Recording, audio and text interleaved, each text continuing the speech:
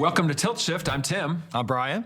And today we're going to be covering a movie that was kind of a surprise hit from 2022. It was. It was one that a lot of people were looking forward to because it was like 30 years in the making. Yeah, that's right. It was a sequel to a big hit from the 80s. Right. But I don't think anybody expected it to do what it did. So we're talking about Top Gun Maverick, which is rated PG-13 for sequences of intense action and some strong language.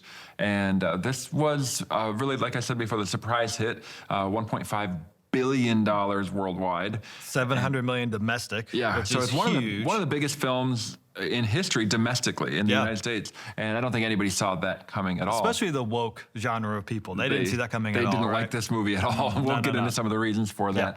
But I remember people saying, you got to go see this in the theater. So my wife and I did go to see it. And I remember watching throughout the film and thinking, wow, the language is a lot better in this one than it was in the first one, because there's a bit of cursing in the first one. The first 90% of the movie, that's true. Yeah, and then it gets to the last 20 minits where there's like the intense, dog fighting and everything. I was like, okay, so the language is just as strong as the first one. Yes, there's some language, but it was really a thrill ride in many ways. It was pretty cool, and there's a lot of strong lessons. And if you like airplanes, oh good heavens, they're flying around all the time. It definitely looked better than the 1987, 86, whatever year. And audience score on Rotten Tomatoes, 99%, which is incredible. That's almost unheard of. Yeah, there's some movies that reach that for the audience, but then the critics, 96%. It's impressive. So it's a lot of times what you see is like 98, 97 for audience and critics 40. They don't like those, or flip them around. The ones that the critics like because it might be woke or something like that. The audience is like, nah, we don't like that one. Which is kind of the norm. This one scored well with both. But before jumping into the philosophy, the ideas being taught, let's recap the first one. Which was made back in 1986, right? Yeah, so the film's about you have this school of pilots who are flying these jets, right? And it's called Top Gun, right? And you're trying to be the best pilot. And so you got Tom Cruise's character and then Val Kilmer's character, right? So Maverick and Iceman. Maverick and Iceman, they're call names in the movie. And so they're competing to see who's the best. And they're kind of rivalries in the movie, and they're having this kind of back and forth. And they talk smack. Iceman probably talks a bit more smack, right? But it shows a lot. He tries to intimidate him. Yeah. He does, but it shows the camaraderie of even the military in a good light, in a positive light, and all that good challenging of each other, right? That's really sharpening each other, right? And there's some, of course, sad events that take place during the movie that we may get into more later on. And then eventually there's actually a battle scene at the end, and technically Iceman wins the trophy for best pilot, but Tom Cruise's character Maverick kind of saves the day. Everybody knows Mav is really the best pilot, but he's also he breaks the rules. He doesn't. He is a rebel. Yeah, and so that's one of the reasons why he doesn't win. Is pretty stubborn. He's pretty hard-headed, which helps him at times, and then it also hurts him. Right, as we see a lot in the new movie that plays into that. Yeah. But the original one in the 1980s was made during the Cold War, so the enemy at that time is Russia. Yeah, and it's pretty clear they're fighting against Russian MiGs. Right. This new one. The enemy, it's a weird thing. It's a movie without a bad guy, in a sense that there is this group, we'll see a clip about it. We don't know what country it is. It's kind of just a stand-in for any... There's a nuclear facility in this undisclosed location that North Korea, China, Russia, needs to be Iran. Destroyed, right? And I get what the directors were doing there. They're trying to be careful and trying to get more worldwide appeal, so it wouldn't be automatically people in certain countries wouldn't like it just because. Back in the 1980s, that wasn't a big deal because a lot of the box office money was not coming from overseas. Nowadays, usually more than half is coming overseas. Which, although this movie, you remember those books where you choose your own path? Choose your own adventure. I love those. You can choose your own enemy, right? If you want North Korea, okay, North Korea. If you want Russia, you can be. I mean, So there's a lot of the flying with the aircraft. Now, one of the things that was great about this one, they actually they had the actors and actresses in the cockpit. And you see camera angles are legit. They had to build special cameras and everything to get them in the cockpit to fit in these planes, and then the people are really experiencing what it's like to have 4Gs and 5Gs. Which would be awesome and also probably quite a bit terrifying, I would think. That's not necessarily for me. So let's watch the first clip. There's going to be some nostalgia from the first one. You can see photographs. Which is a big draw of the movie as well. Yes.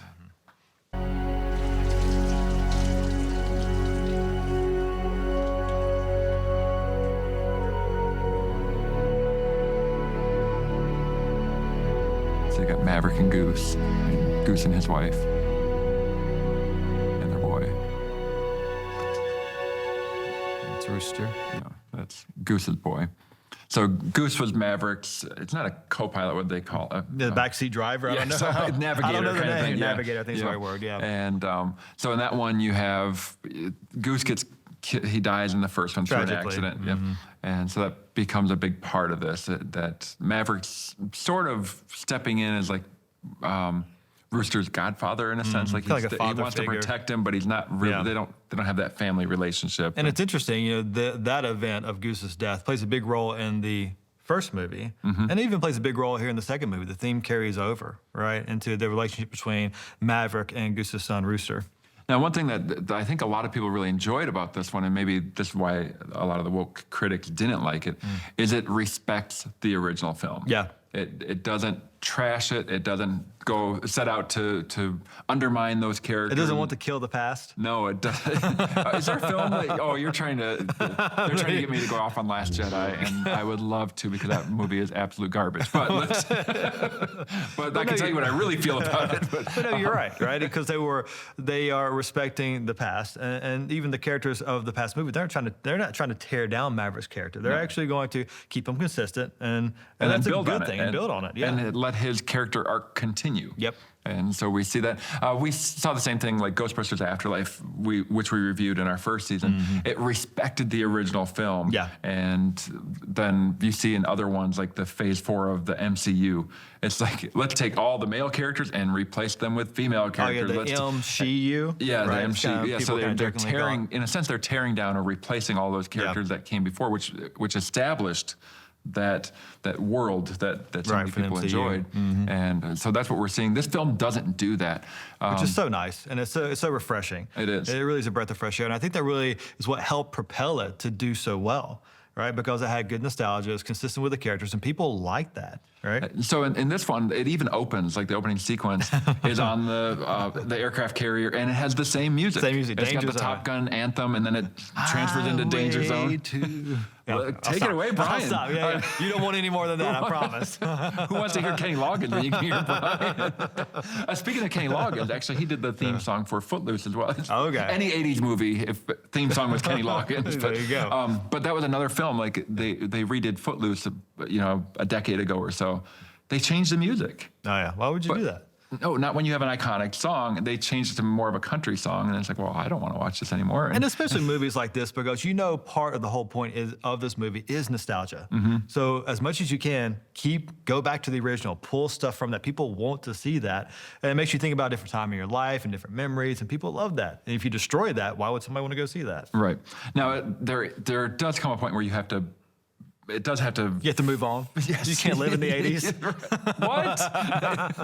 Oh, Bryan, you're ruining it. I can. All right.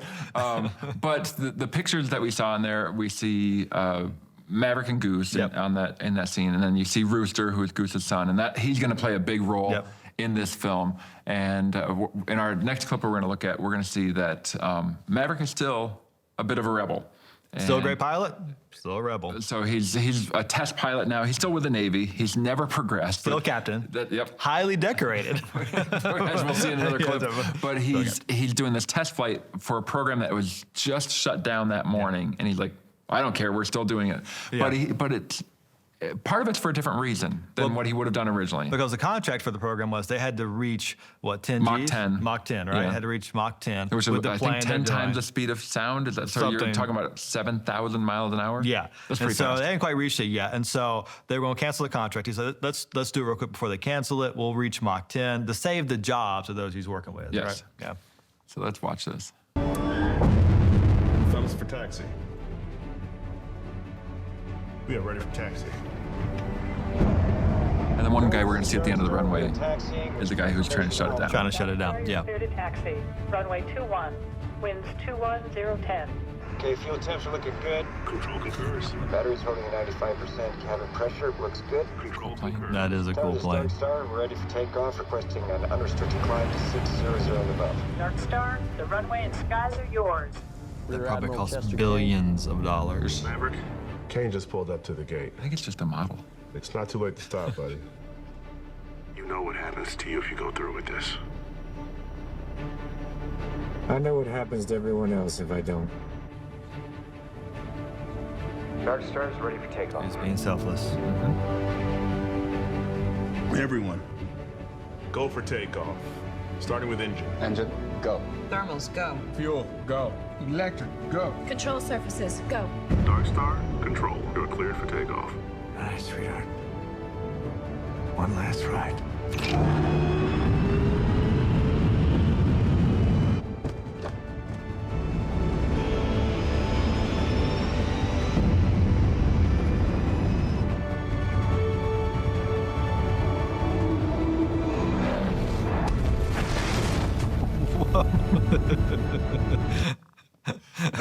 And he's covered in dust when he looks back. A little bit of force there, almost like Rodan in Godzilla, King of Monsters. So Maverick knows he's disobeying authority here. Yeah. And we talked about that with the Harry Potter series. Is there ever a time where it's right to disobey authority? This one maybe not necessarily the right time, but we understand why he's doing it. Trying to save the jobs. I know what happens if I don't. Yeah, and so he's doing that, and so there's some selflessness there, but it's not all of that. Also we see in that clip as it keeps going, he gets to Mach 10, but then he goes past it. Which he doesn't have to. He doesn't have to, right? And just out of pride, out of rebellion. And so that leads to destruction of the plane, right? Which causes problems. And there are consequences all around. I think in the first one they say something like your ego is writing checks that your body can't cash or something like that. Son, your ego is writing checks your body can't cash. And we kind of still, I don't know if I got that exactly right, but that's still the same sort of thing. That plane had to have cost billions of dollars. And it's gone. Like it's not coming back. But it is interesting, though. It does seem he accepts his consequences. Like he knew there would be consequences. He understood that, and he accepts those. Yeah. Which could have been him dying. It didn't happen. Otherwise, the movie would have been really short. Top Gun Maverick, 5 minutes. I do have to share one more theater experience. There's a scene later on where, kind of a little bit of a cliffhanger where you don't know, did Maverick get killed or something like that. Yeah. And then it kind of goes away for about a minute or two. And then when it finally goes back to him, you realize that there were a couple of women that were several seats over from my wife. And one of them was like, "Oh, thank you." He's alive. Very loud. Everybody could hear that. She was pretty invested in that character. All right. So then the next clip, we're going to see the consequences. The fallout from his actions. For reasons known only to the Almighty and your guardian angel, you've been called back to Top Gun. Sir. You are dismissed, Captain.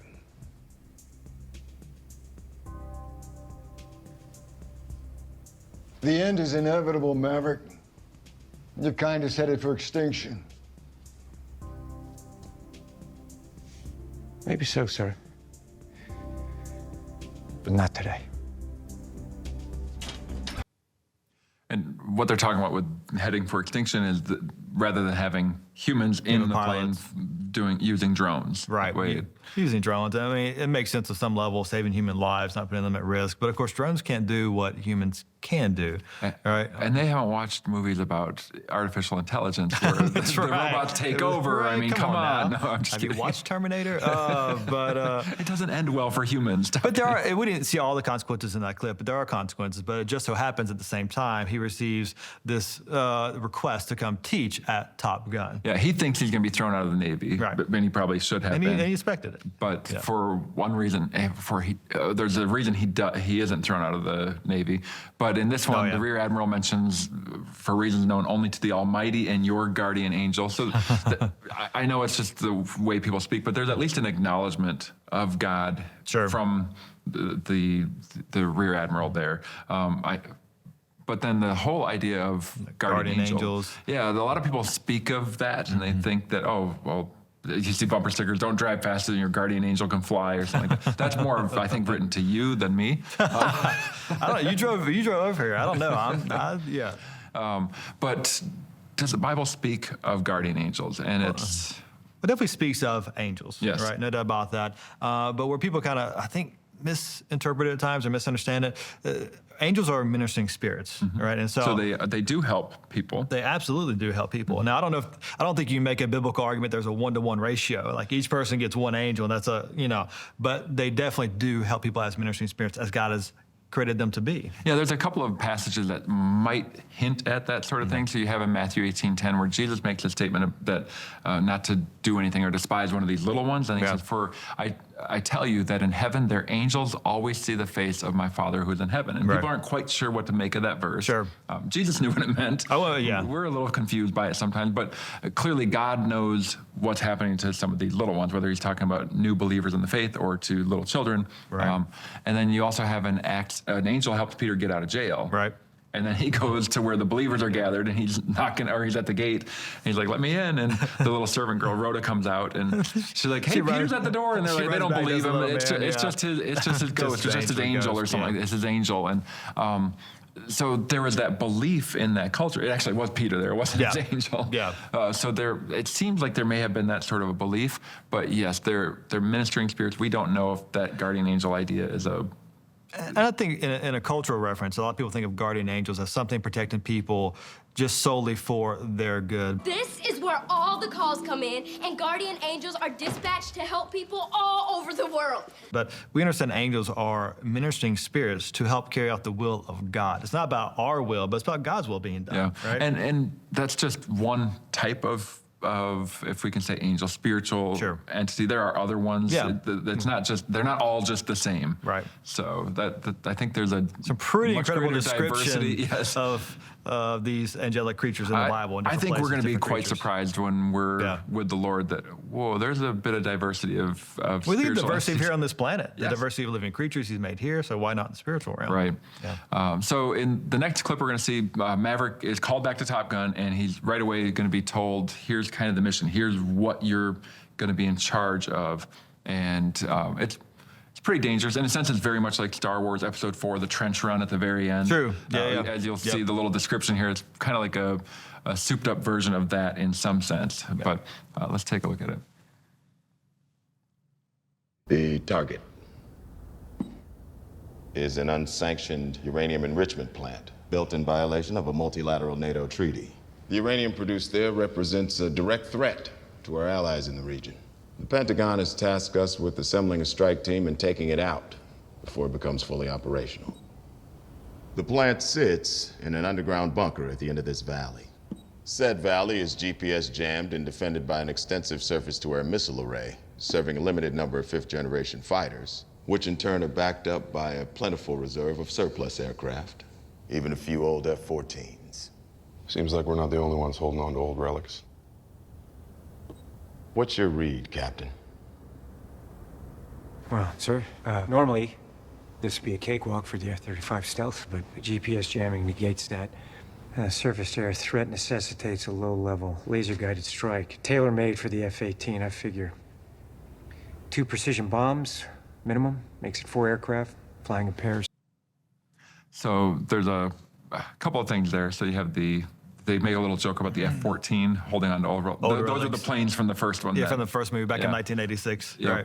Right. So this one, things have been amped up a little bit, and we see how dangerous of a mission this is going to be. But notice right away Maverick's competence. Yeah. His expertise, that's shown. It was very clear. Right. It wasn't overdone either, but he just, he can assess the situation really quickly. And it makes sense. He's got a wealth of experience, at least in the movie context. He's been doing this for a long time. He knows his stuff well, and he's a good pilot, and he can assess it and what to do about it. Yeah, and you also have this question that comes up, and I think a lot of Christians wrestle with it. I think it's something that is healthy to wrestle with. Sure. Is it ever okay to do some sort of preemptive strike like that? Or is there such a thing as a just war? Right. Because there are some Christians who would maybe align more with a complete pacifism, like, no, it's never okay for a Christian to go to war. Right. There's some who maybe are maybe a little bit too zealous to get into. Right. We probably have anybody all over the spectrum. Is it ever okay at a certain time? And so sometimes people will look at certain verses like, love your enemy. Well, no, it's never okay. And then sometimes people will look at, well, God commanded the Israelites in the Old Testament to go to war. So how do we balance that? Man, I think as Christians, we do have to think through it very carefully, right? And we have to look at all of Scripture and read it in context and understand what it's pointing to. And just to be clear, I mean, there have been Christian theologians and philosophers who have been discussing this for decades or millennia. So it's not an easy topic, but you have to look at Scripture. And I think the ones you mentioned are helpful in that you do get some inklings from Scripture about the importance of human life. And And basically, as those who have tried to flesh out, is there a just war? They're trying to figure out, okay, what are the conditions that could possibly justify a war? What would have to be at stake? What would have to be the way you operate and do things to make it a just war? And so ideas like, well, human life being saved, being proportional in your response. So if something happens to you, then how you respond to them. So in other words, if one person gets shot on your side, you don't go nuke an entire city, right? All right, now how did you know that was a nuclear facility? Well, they tricked us on that one. That's a hospital. It'd be a proportional response. You try to keep out civilians or innocents. So you would leave it just to the soldiers who are involved and leave out, who's not in the army or in the military. And there are other parameters, and they vary depending on who you're talking to. But they try to draw those from biblical principles. Again, God sending Israel into Canaan to wipe them out. Now, that was a form of judgment on Canaan, and that was God directly telling them. So just like Israel would be judged by the Babylonians and by the Assyrians and by other ones when they rebelled against God. And then sometimes those nations would overdo it, and God would punish them for overdoing it. And part of the key to that is it's God determining when that takes place, right? And it's people trying to follow God's will. And so if there is to be a just war, it must be in line with biblical principles, not because someone wants to gain something from the war for their own advantage. And so in this one, you have a rogue nation, apparently, who wants to make a nuclear bomb. It says, they're violating unilateral treaties, international treaties. So there's a precedent that's being broken. Yes. Right. And so then they are trying to enrich uranium so they can develop nuclear weapons is essentially what's going on. Is it okay, because think of the principle of love your enemy. Yeah. If they are allowed to do that and they use those bombs to wipe out millions, is it okay to stop them from doing that to potentially save the lives of those millions? And those are the things that people have to wrestle with. It's not, a lot of times we want to make it so black and white, like, well, you can't ever do that because that might kill a couple of the scientists in the lab down in the ground if you do that. Right. But then that may save the lives of millions. And so I think you can pull those are away the things from, you have to wrestle with. You do. I think another biblical concept you can pull from on that is the idea of the death penalty, to where, the Bible in multiple places, it gives this to kind of outline that if someone kills someone, the cost is their life. Right, we see that in a couple of different ways. And so, and again, part of that is because you are wanting to keep them from killing other people, right? But also as an example to those, to warn them so they would not do those actions, to lower the rates of that sort of crime within a society, which would be beneficial to them. It would be, I think a good educated guess as part of the motives there. Because the punishment fits the crime. And because that's an image bearer of God. Yeah. Right. And so I think you can take that and apply some of those principles. But again, we'd say and one other thing. It's not settled. You got to think through it. But in Romans, it talks about how the government has been given the right to bear the sword. Yep. And so it may not be the individual Christian who's doing that, but it could be the government who is making those decisions, and then they would be ordained by God to be in that position. That's so right. There's so much that goes into it that a lot of times these things are more difficult, some of these ethical decisions, than most people imagine them to be, because we've just, for whatever reason, we take one side or the other, and there's a lot that goes into it.